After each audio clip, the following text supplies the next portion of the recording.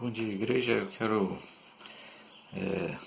nessa palavra, nesse domingo de manhã, eu quero deixar um texto com a igreja em Gálatas, capítulo 3, do verso 23 ao verso 29, que diz assim: Mas antes que viesse a fé, estávamos sujeitos à tutela da lei e nela encerrados, para que essa fé, de futuro, haveria de revelar-se. De maneira que a lei nos serviu de aio para nos conduzir a Cristo, a fim de que fôssemos justificados por fé. Mas, tendo vindo a fé, já não permanecemos subordinados ao aio, pois todos vós sois filhos de Deus, mediante a fé em Cristo Jesus. Porque todos quanto fostes batizados em Cristo, de Cristo se revestiste.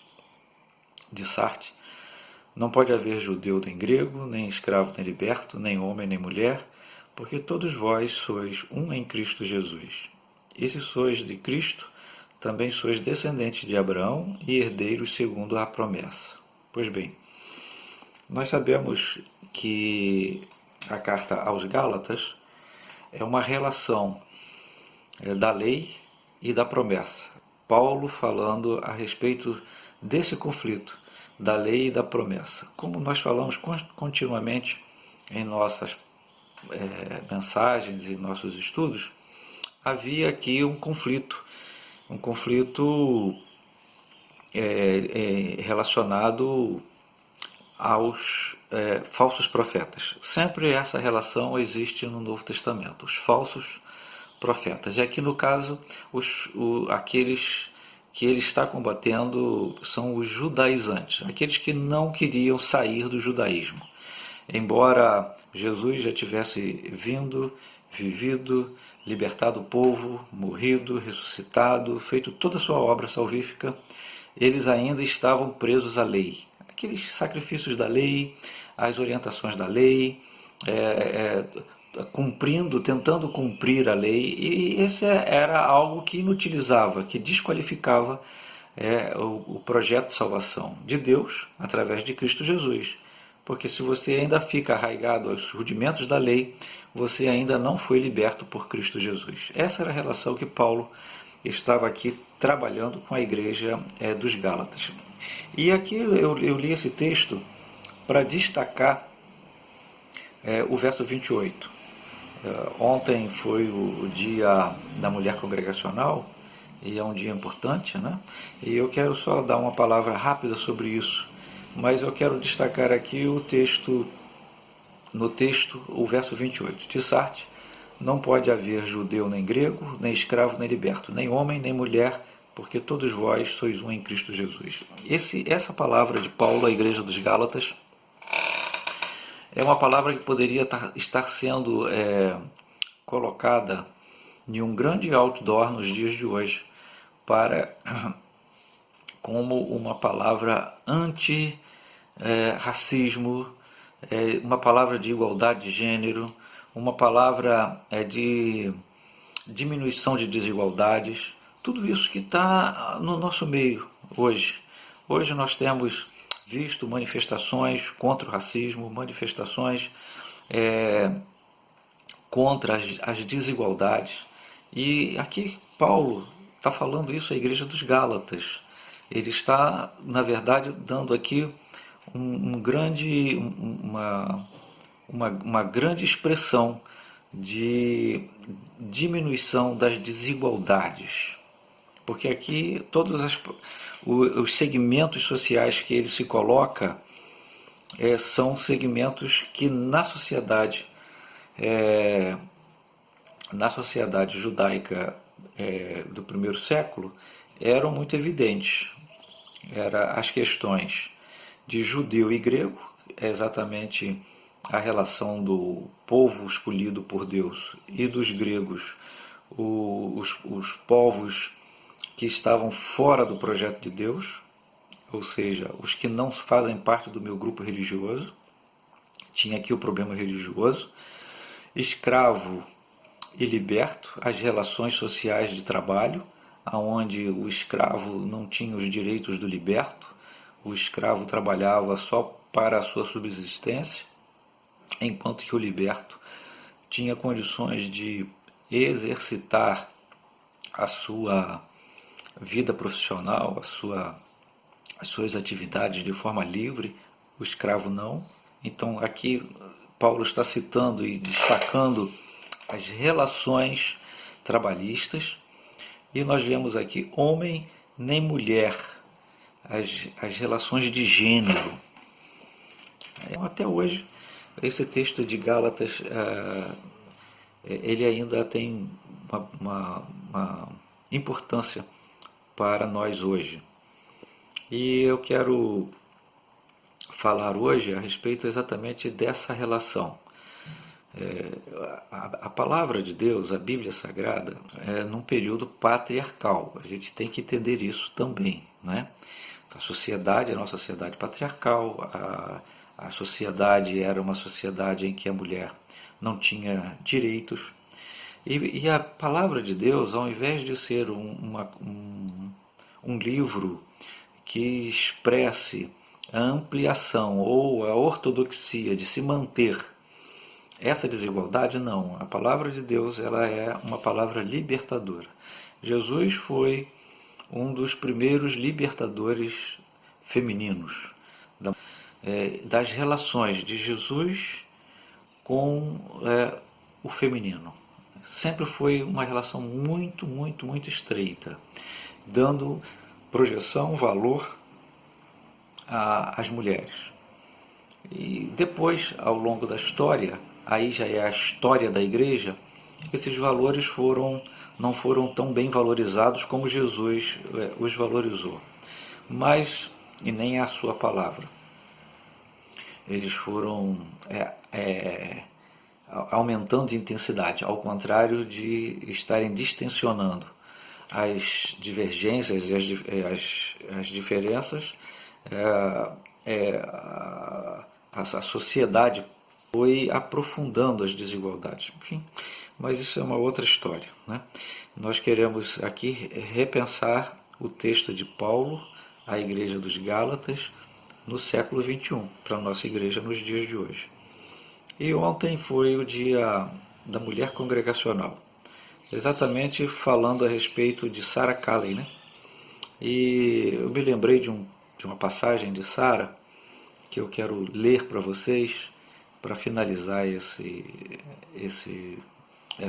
vídeo, que falando um pouquinho de Sarah. Sarah foi a segunda esposa de Robert Reid Calley. Robert Reid Calley foi um pastor escocês que veio para o Brasil em 1855. Ele veio ao Brasil para fazer missões. Ele tinha estado na Ilha da Madeira, que era Portugal, mas de lá ele aprendeu português e ele ficou um tempo, saiu da Ilha da Madeira. Nessa época ele era casado com Margaret. Margaret foi a primeira esposa de Robert Calley. E aí, depois da Ilha da Madeira, lá em Beirute, enquanto eles estavam lá como missionários em Beirute, ela veio a falecer, a Margaret. E posterior a isso, ele casa-se com Sarah Calley, e vem a contrair matrimônio, né, com Sarah. E a partir de então eles vêm para o Brasil. Eles vêm para o Brasil e chegam ao Brasil em 1855. E eu quero destacar a questão da Sarah, porque a gente fala muito do Calley. O Calley foi o fundador do congregacionalismo brasileiro, né? A União das Igrejas Evangélicas Congregacionais do Brasil, elas existem fundadas em cima das tradições e da vida de Robert Reid Calley, que foi o fundador da nossa denominação congregacional. E aqui nós vemos a importância de Sarah Calley. Sarah Calley era uma mulher vivendo num período imperial,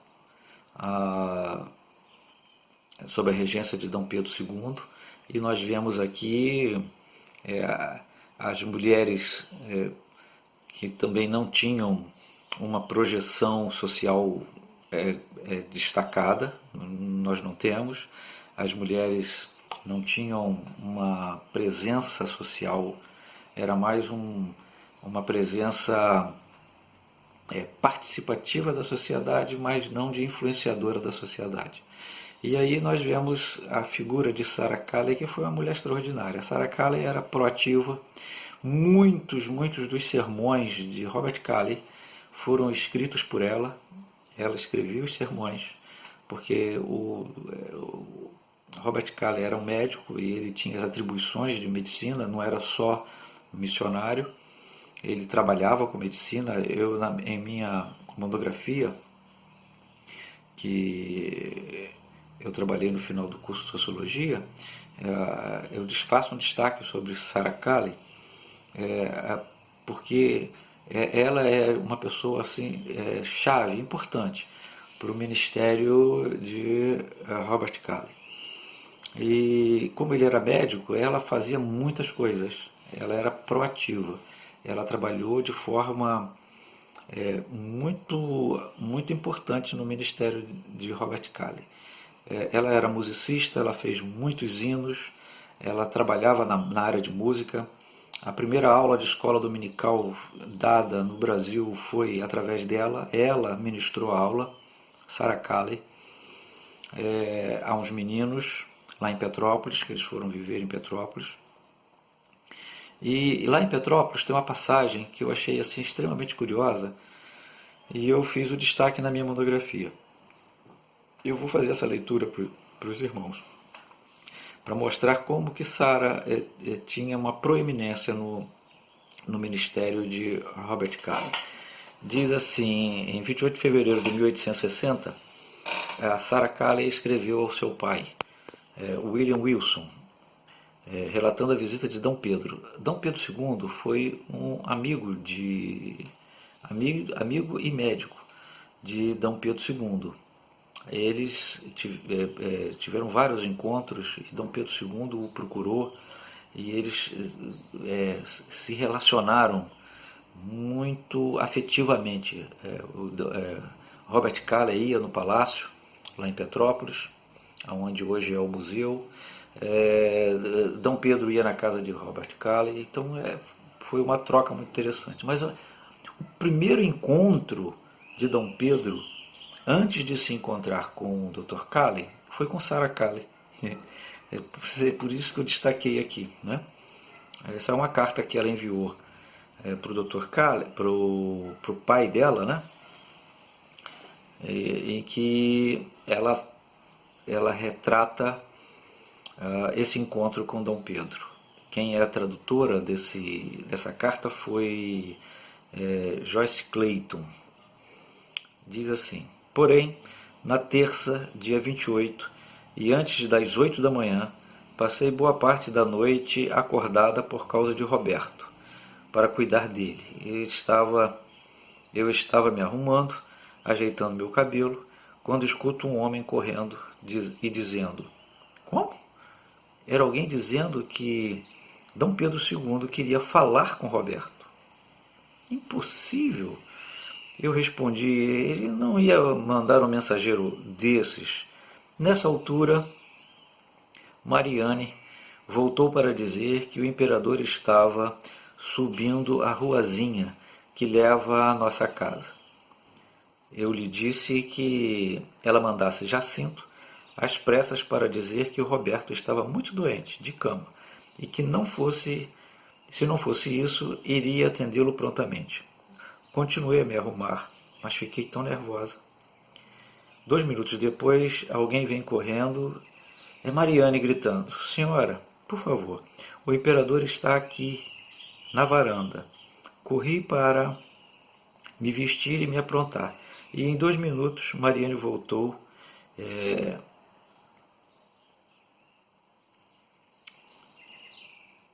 escancarando a porta do quarto. Escutei os passos de um homem, então entrando em casa. Mais 3 minutos e lá estou eu, na sala, não muito bem arrumada, devo dizer, mas perfeitamente calma, aparentemente. Nós duas fizemos uma reverência profunda. Havia um senhor com ele, um camareiro, que trabalhava na sua casa. O imperador fez um belíssimo gesto, como se estivesse oferecendo sua mão para beijá-la. Mas eu sei que os ingleses não fazem isso. Eu também não fiz.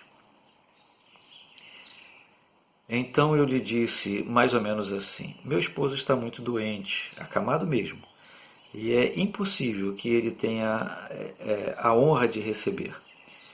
E me veio aquela dúvida: o que eu digo agora? Vossa Majestade? Vossa Alteza Imperial? Na dúvida eu disse somente Senhor, e nada mais. Temo que tenha sido muito mal educada, mas eu não tinha o que fazer. Se eu pudesse ter me lembrado do português, eu teria sabido o que dizer, mas a gente nem sempre consegue pensar nesses momentos quando a gente quer. Ele parou por um momento antes de responder e depois falou um inglês perfeito.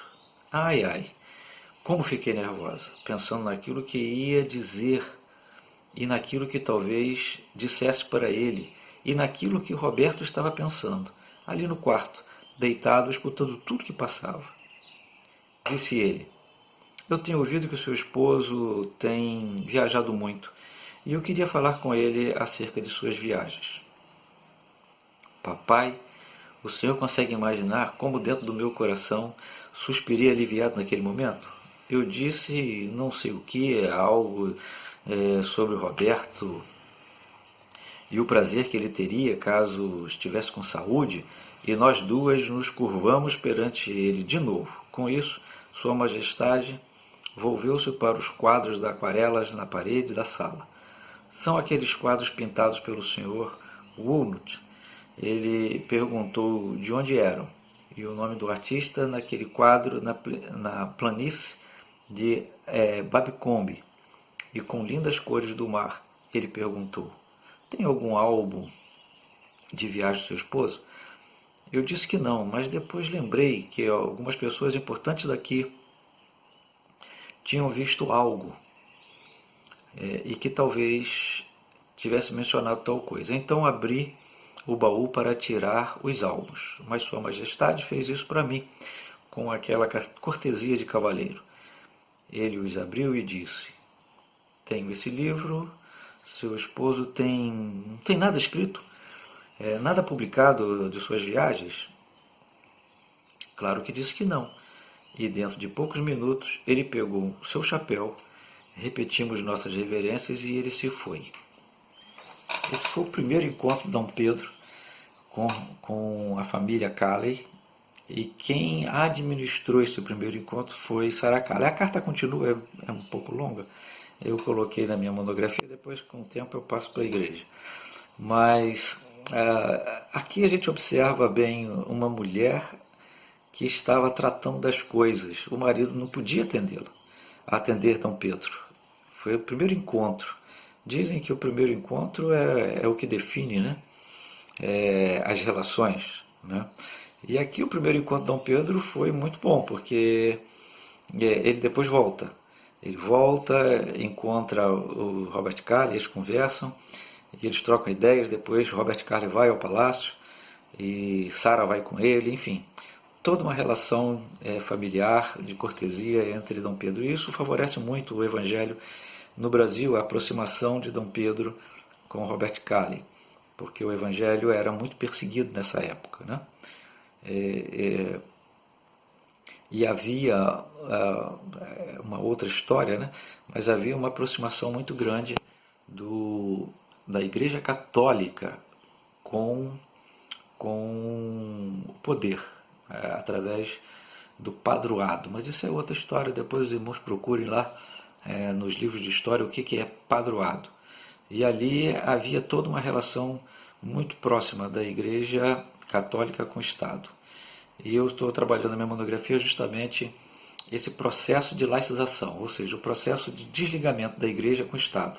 O que hoje nós vemos também um retorno a essa aproximação muito grande. Eu não sei se isso é tão bom, porque isso geralmente, historicamente, sempre deturpa o processo de pureza da Igreja. enfim, isso também é outra história. Mas o que eu quero deixar com vocês é a pessoa de Sarah Kalley, uma pessoa proativa, uma pessoa que tinha uma visão além do tempo, uma visão que ajudava, que estava próximo, que investia no ministério junto com seu esposo. E isso também, para nós, eu estou falando de 1855, né? Eu estou falando na século XIX, nós estamos no século XXI.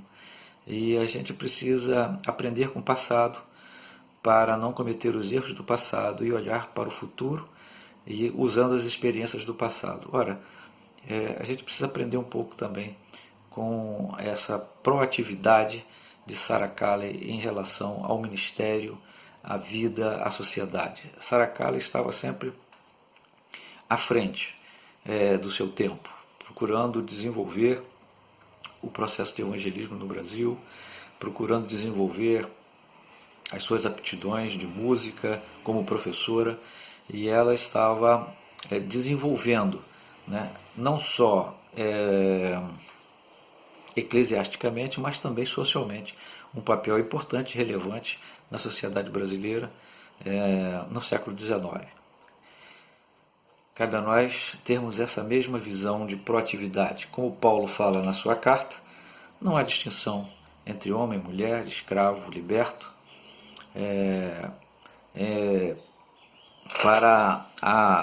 Jesus nos iguala. Jesus faz com que nós sejamos todos iguais.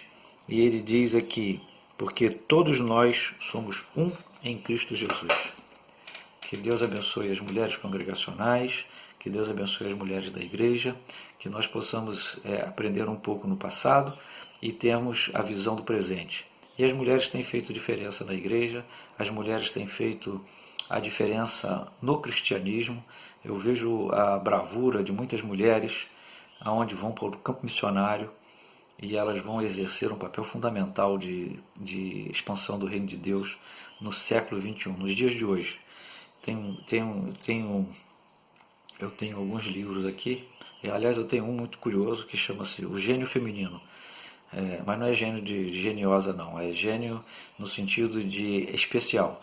E algumas mulheres que destacaram na sociedade, as mulheres que viveram na sociedade, é curioso que Paulo é chamado erroneamente de homem que castrava, né, que tirava o poder das mulheres, um homem anti-mulher, que ele diz que as mulheres devem ficar caladas na igreja. Paulo era um intelectual, uma pessoa que escrevia a favor das mulheres. Não pensem que Paulo era contra as mulheres, não. Aqui nós vemos um texto falando a respeito da igualdade. Portanto, que Deus esteja abençoando a igreja neste domingo, que Deus esteja abençoando a sua vida, e obrigado, mulheres congregacionais, pelo seu trabalho tão relevante na obra de missões e na obra de expansão do reino do Senhor. É a minha palavra de gratidão nesta manhã. Deus os abençoe, Deus abençoe a todos. Amém.